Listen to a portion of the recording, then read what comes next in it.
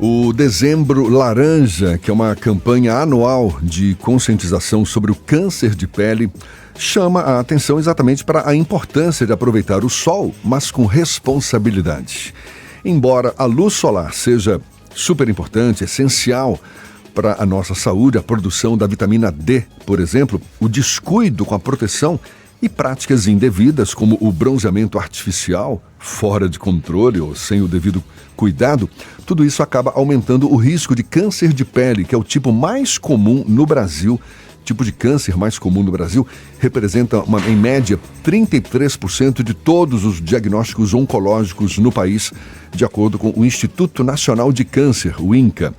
A gente vai abordar mais esses cuidados, enfim, conversando agora com a médica dermatologista Marilu Tiúba, ela que é integrante da Sociedade Brasileira de Dermatologia, nos dando a honra de recebê-la aqui no estúdio da Tarde FM. Muito obrigado por aceitar nosso convite. Tudo bom, doutora? Bom dia Jefferson. Marilu, bom dia. Ouvintes da Rádio à Tarde FM, é um prazer estar aqui para falar desse tema tão relevante, né? Exatamente.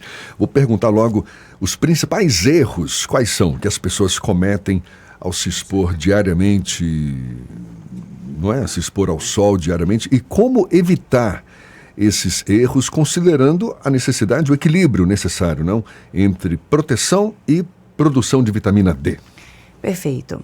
A primeira coisa é a pessoa saber o horário ideal para ver uma exposição, evitando os horários de pico, que a gente considera entre as 10 e as 16 horas.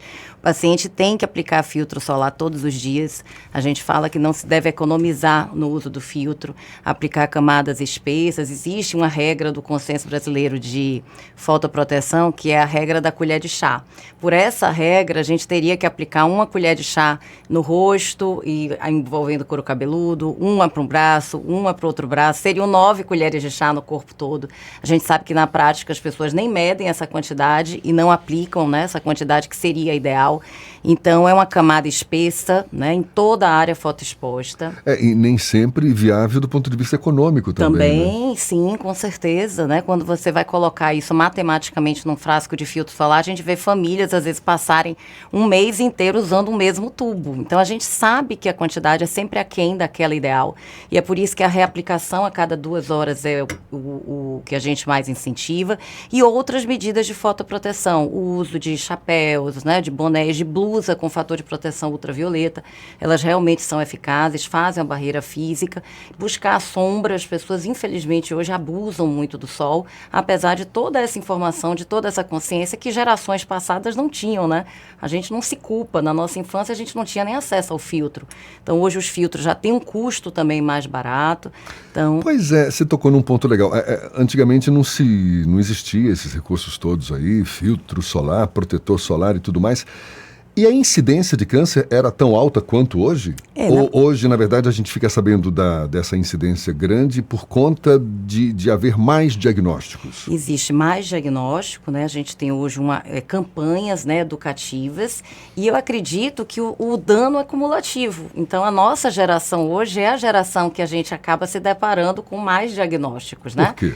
Por quê? Porque tomaram muito sol na infância, porque a gente não tinha acesso aos filtros de hoje. 75% da nossa exposição em excesso acontece até os 20 anos de idade. Aliás, outro ponto que eu acho importante, eu já ouvi falar, e me corrija se eu estiver errado, que se você for uma candidata ou um candidato a câncer de pele, você já passou por isso, ou seja, você já teve um período de exposição ao sol que garantiu essa possibilidade, ou seja, não é depois de mais avançado na idade que você vai ter esse cuidado, porque já pode ter feito estrago lá atrás, Exatamente, isso? É porque a gente comentou, o dano ele é acumulativo, então as queimaduras solares da infância são um fator de risco para o câncer de pele, né? Aquele bronzeamento em excesso que a gente vai comentar aqui já, principalmente sobre o artificial, você também aumenta o risco, e esse dano cumulativo, à medida que o indivíduo vai envelhecendo, aí as lesões vão aparecendo, porque você teve uma mutação no DNA dessas células ao longo dos anos. Você falou do bronzeamento. O bronzeamento artificial no Brasil está proibido desde 2009. Isso, a vigilância proibiu as câmaras de bronzeamento artificial em 2009, porque elas aumentam em até 30 vezes, isso é importante a gente falar e repetir, né, para quem ainda pensa em ganhar esse bronze aí inadvertido e perigoso, em até 30 vezes o risco de câncer para cada sessão. E ainda é realizado de forma irregular, então? De forma clandestina, infelizmente sim. Sim. Pois não. Eu vou aproveitar e trazer também a questão do bronzeamento de fita, né? Que é o que a gente vê é o que eles chamam, assim, popularmente de bronzeamento na laje, que são aquelas mulheres que pagam, a gente brinca que elas pagam para ter câncer de pele, elas aplicam bronzeadores caseiros, né? À base de parafina e ficam aqui no Caminho das Árvores. Inclusive, eu estava um dia numa aula ali no Mundo Plaza e tomei um susto. Eu e outros médicos, a gente viu uma laje lá cheia de moças, né? Com fitas adesivas, né, usando para tapar a área do que seria o biquíni. Então, você tem aí vários riscos e esse bronzeamento, o bronzeamento é um mecanismo natural de defesa da pele. Se você for à praia hoje sem fotoproteção e você voltar queimado, isso é a sua pele dizendo, epa, eu estou inflamando. E é essa inflamação que vai gerar o dano no DNA celular e gerar o câncer de pele. Então, além do bronzeamento da câmera, que emite radiação UVA, que é maléfica, a gente tem esses bronzeamentos, infelizmente, feitos, né, por pessoas que estimulam essa moda do bronzeamento, da marquinha do biquíni, e que também vai gerar aí, a longo prazo, um aumento na incidência. Então, se a pessoa superou essa fase da infância, da adolescência, curtiu direitinho ali o sol, mas com cuidado necessário e tudo mais, é um candidato a câncer de pele depois de mais idoso, digamos, se por acaso se descuidar? Se, por exemplo... Sim. Sim, também, né? Só que ele vai ser um candidato, assim, com um dano inferior. Então, às vezes, um câncer de pele menos agressivo, digamos assim. E a gente sabe que, dentre os fatores de risco para desenvolver o câncer de pele, você também tem a questão genética, né? Em relação ao melanoma. Então, quando a gente fala em câncer de pele, a gente divide em dois grupos, né? O basocelular e o espinocelular, que compreendem os grupos do não melanoma, que são menos graves e são os mais frequentes, e o melanoma, que a gente tem uma média aí de 8.500 novos casos por ano, que é uma taxa muito grande, que esse sim tem um componente genético, a gente sempre traz isso na anamnese, história pessoal ou familiar de melanoma, aumenta o risco de você ter esse tipo de câncer, e ele é agressivo como outros, ele realmente pode matar. O câncer, esse melanoma, é um câncer de pele já em estado avançado? Não, ele é um tipo de câncer de pele mais agressivo, né? Você pode diagnosticar ele em estágios iniciais, no melanoma in situ, e você remover e ter 100% de cura, como se, infelizmente, você perder esse time, né? Você não diagnosticar o melanoma e ele for invasivo, ele pode dar metástase e aí levar o paciente a óbito. A gente está conversando aqui com a médica dermatologista Marilu Tiúba, integrante da Sociedade Brasileira de Dermatologia, sobre o chamado Dezembro Laranja. Acontece sempre no mês de dezembro essa campanha de conscientização sobre o câncer de pele, que é um dos cânceres mais incidentes em todo o Brasil. O Ernesto Marques está acompanhando nossa conversa, está de home office e quer fazer uma pergunta para você também, doutora Marilu. Ernesto. Bom dia, doutora. Bom dia, Ernesto. A campanha Dezembro Laranja sensibiliza ou busca sensibilizar as pessoas para esse apelo do verão, né?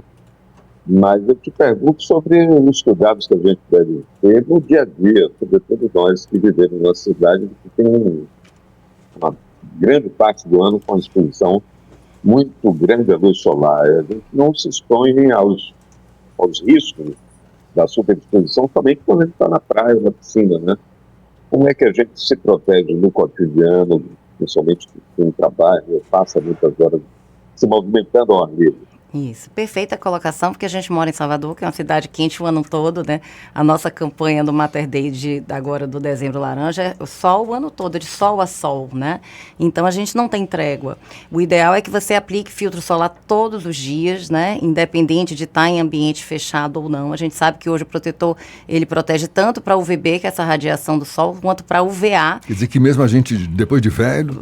Você está aqui, seu ideal é que você esteja com filtro, né? Tá, evite essas exposições, como a gente comentou, nos horários de pico. Se você for fazer uma caminhada na orla, as pessoas às vezes acham, porque eu vou caminhar cedo, doutora. A gente sabe que você já está recebendo essa radiação. Então, colocar blusa de proteção, colocar boné, colocar óculos escuros, né? A região da área dos olhos também tem que ser protegida. Mas, sem dúvida alguma, a medida que a gente considera como mais efetiva é o uso do protetor solar. E essa campanha do Dezembro Laranja vem para trazer justamente a conscientização da importância importância do uso do filtro, principalmente agora que a gente vive uma invasão das redes sociais, com muitas pessoas trazendo, né, informações realmente, eu diria assim, grotescas, né? Assim, Desinformação, na verdade. A desinformação, né, tentando combater o que a ciência hoje já não discute mais, da importância da aplicação do filtro, e a consciência realmente desses cuidados, que tem que ser contínuos e o ano inteiro. Não adianta, por exemplo, o paciente mora, eu atendi agora recentemente um paciente, ele mora em Londres, e aí ele chega para o verão, ele diz, nossa, doutor, agora eu vou tirar o atraso do sol. É esse sol, às vezes, sazonal, de umas férias, que ele vai ter a queimadura solar, Que vai pode inflamar ser o perigo. e vai aumentar o risco de câncer de pele, ainda que ele leve o ano inteiro sem tomar sol.